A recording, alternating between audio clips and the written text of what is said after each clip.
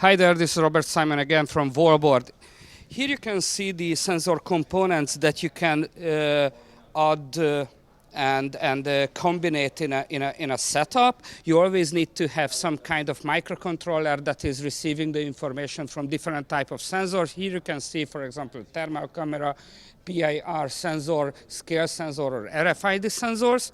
In our sensor designer application, you can design what kind of setup do you want to achieve. These are not just input, but you can also control outputs like a relay board and control plugs like this one. And of course, everything is in our content. So when the content is changing, a page is changing in a digital signage loop, you can set different lamps to be switched on, and so on.